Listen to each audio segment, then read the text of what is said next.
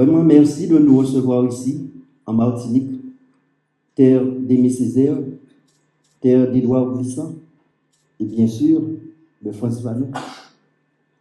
Il n'y a pas de lieu plus juste pour parler de la Caraïbe qu'ici en Martinique. Et je me rappelle, en 2022, ici, nous avons lancé l'appel de Fort-de-France. Et je voudrais dire haut et fort que cet appel est plus que jamais vivant.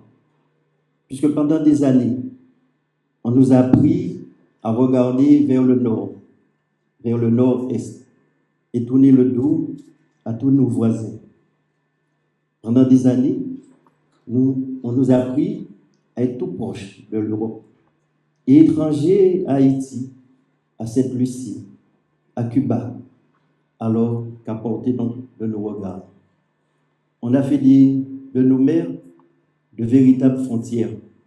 Et je voudrais aussi également ici ce matin dire haut et fort qu'il faudrait que nous puissions redéfinir, qu'ils puissent redevenir donc des routes. Parce que le monde bouge, le monde évolue. Et à quelques encablures de chez nous, en Haïti, la première république noire, qui, rappelons-nous, en 1804, a fait trembler l'ordre esclavagiste du monde. Aujourd'hui, Haïti saigne sous le poids donc des gangs, mais aussi le peuple, par millions, se retrouve sur les routes donc, de l'exil. Il faut qu'on sache aussi, dans nos mers de la Caraïbe, il y a donc des navires de guerre étrangers qui décident de la vie ou de la mort. L'administration américaine frappe dans nos eaux et déporte nos frères haïtiens, cubains, vénézuéliens et brandit les conditions pour avoir accès à leur marché comme on brandit une arme. Oui, comme si la Caraïbe, comme si nous étions l'arrière-cour d'une grande puissance. Encore comme si la loi du plus fort devait servir donc de droit. Donc c'est pour cela qu'il est nécessaire que nous puissions agir.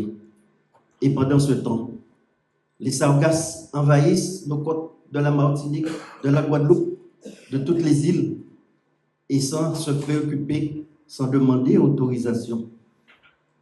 Oui, je pense que ces épreuves, nous n'arriverons jamais à les affronter seuls. Il est nécessaire que nous soyons réunis. Il est nécessaire que nous soyons ensemble.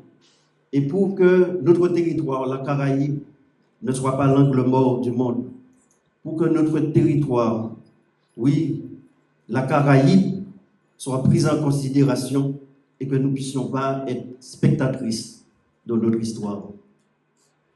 Aujourd'hui, ce matin, pendant 2 jours, nous aurons une conférence sur la coopération. La coopération, ce n'est pas un mot creux. C'est important parce que pendant 2 jours, on va réfléchir, on va mettre en place des chantiers, du concret. Et ceci pour cesser d'importer à grand prix des produits jusqu'à l'autre bout du monde, alors qu'ils sont fabriqués tout près de chez nous. On pourrait constituer donc de véritables filières ou mettre en place de routes maritimes. On pourrait qualifier ceci de la coopération économique. Oui, on pourrait faire en sorte d'unir nos chercheurs, les universitaires, toutes celles et ceux qui travaillent sur la valorisation, sur comment alerter sur les sargasses, parce que c'est un phénomène que nous n'arriverons jamais à régler seuls. Cela pourrait être la coopération environnementale. On pourrait également faire front sur ce trafic qui entraîne des problèmes de sécurité sur nos territoires où ces trafiquants font fi de tout statut, de toute frontière. Là aussi, cela pourrait être de la coopération, de la sécurité. Il est nécessaire pour nous de pouvoir agir. Et aujourd'hui, si on demande à ces territoires d'être acteurs dans leur région, vous comprenez parfaitement que cela peut paraître compliqué lorsqu'une île, la Guadeloupe ou la Martinique, ne serait-ce que pour passer une convention avec une île voisine, doit remonter l'administration jusqu'à Paris.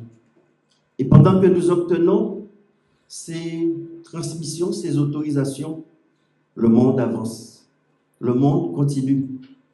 Et c'est aussi pour ces raisons qu'en 2022, ici, en Martinique, le président du CDM de la Guyane, de Saint-Martin, le président Charles de la Guadeloupe et moi-même, nous nous sommes dit qu'il faut plus de pouvoir normatif, que nous puissions prendre des décisions nous-mêmes et pour nous-mêmes. Mais cela ne veut pas dire une séparation, une rupture avec la République. C'est avoir plus de responsabilité, plus de dignité et bien sûr plus d'efficacité. Donc, ce que je souhaite, c'est que nous puissions travailler en ce sens.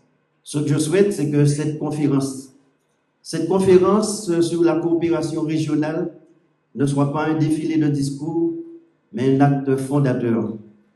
Un fondateur où que nous puissions retenir, non pas ce que nous aurons dit, mais ce que nous aurons décidé pour bâtir ensemble. Oui, il faut que nous soyons conscients que la Caraïbe n'est pas à la périphérie. La Caraïbe est au centre. Que la Caraïbe n'est pas le bout d'un continent, c'est le cœur d'un archipel. Et tant que nous serons divisés, on va nous ignorer. Je suis convaincu que si nous sommes unis, personne dans la région ne pourra nous ignorer. Alors, vive la coopération régionale, vive une Caraïbe debout, vive les peuples libres et solidaires. Merci.